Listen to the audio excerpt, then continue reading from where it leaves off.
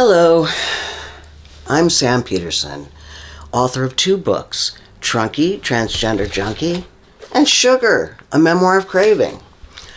I'm an old gay trans man with bad teeth, and I love knives. And I'm not here to rate them or tell you about the newest, the fastest, the hippest, the wowest. I'm here to queerly share my queer love of knives with you. We are very near the end of the year. I hope you had a lovely time off for TG. I ate a pint of cookie dough Ben & Jerry's, so I feel appropriately disgusting post-holiday. All the cool kids are doing a top 10 right now, so I thought I'd join in. These knives are my most carried knives, capital M, capital C, most carried knives of 2023. I'll start out with a cheat, and that's these 2 little short guys. The Pyrite Mini, and the Baby Banter Wharnie. Wah. Mini Wharnie sounds like a new breed of dog. These are just extremely fun, competent little blades I enjoyed playing with. They're well constructed, they're each very different, but I got the same kind of kick from them. So they're going to count as one whole knife.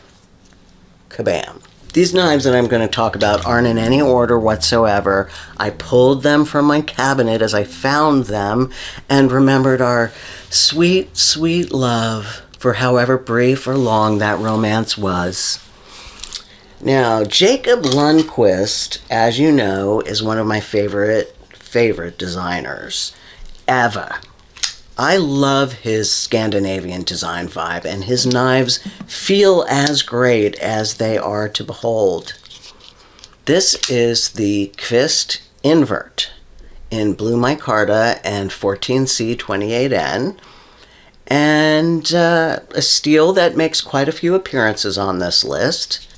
By all accounts, it is a robust yet refined lower to mid-grade steel. So, this knife was in my pocket quite a lot this year. Kvist Designs collaborated with Kaiser this year to create the Varatas, a fancy knife in titanium and S35VN. It was not in my pocket as much as I had thought it was going to be. And honestly, I like the Invert better. But the Varatas is an excellent blade. It is an excellent blade. So I'm putting the Varatas on my nearly made it list. Third up, since we mentioned Kaisers, this is the Kaiser Millataw. I'm going to chop myself up there. This is the Kaiser Millataw in... Do you hear my cat? She is tearing up the bed. In titanium and S35VN. What a bomb-ass blade this is. This knife is so freaking comfortable. It's weighty without being overly heavy, substantial without sacrificing a kind of gracefulness. Yes, yes, yes to the Millataw. I see it made a lot of folks' best list in November, so here it is on mine as well. It's quite stunning. Stunning. Since we're sort of in a blue knife theme so far, I'm going to introduce the new to me Devo Pony Stout. I have no idea when this came out, if this was this year or some other year, but it's on my list for this year. This is blue or teal micarta and 14C28N. I love this knife. I got this knife secondhand on NAF sale, and it has already spent an inordinate amount of time in my hands and my pocket.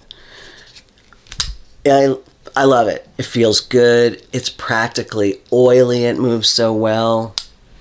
It's not a fairy weight knife. It's got this interesting sheep's foot contour that I'm captivated with aesthetically.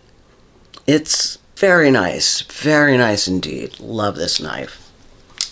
Number 5, staying on the blue theme, is the... Why am I yelling?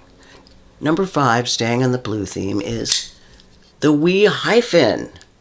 I don't know, I can't talk about the name, which I hate, but this is the Wee Hyphen. I never thought I would cotton to this blade with its emo kind of Halloween Batwing aesthetic, with all its pointy gothness. But as it turns out, it is a badass blade. It's so comfortable, so sleek, such a slicer. Man, I love this gothy little number. Very Gavco, which is the designer. Michael Gavas, I think? Michael Gavac. All Gavco blades have this aesthetic, which I'm not initially drawn to, but boy does he make great knives.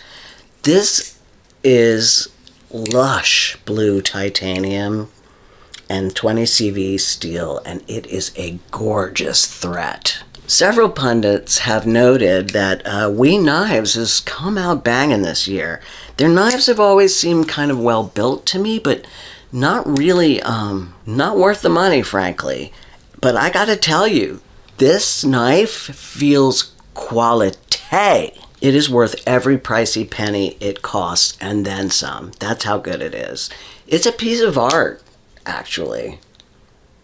And I think that's the kind of thread to all these knives. Each one of them is doing something a little different with your standard knife template. Like, it takes your kind of standard knife template and then contorts it and edits it in a unique way without compromising its functionality or its utility.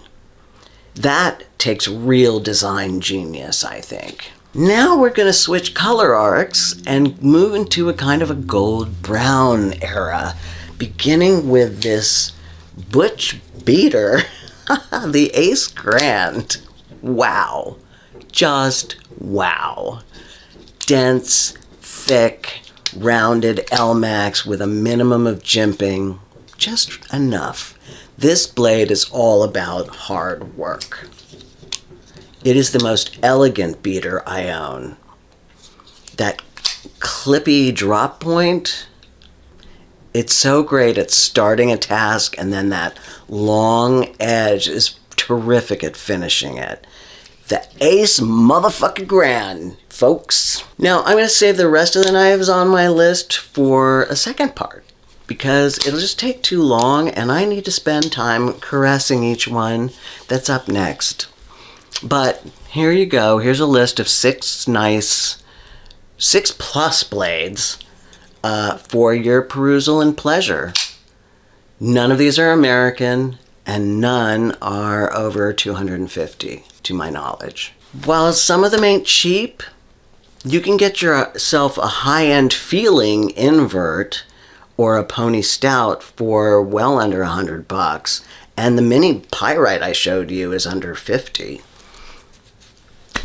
All of these beautiful babies found their way into my pocket instead of my hutch, despite the knowledge that having them stuffed in my stuffy pocket would reduce their value. But they were just too good to not carry with me. These are all hard-working, exceptionally well-designed knives, with more to come. Now, back to your nap. Back to mine. Sorry I woke you. Love you.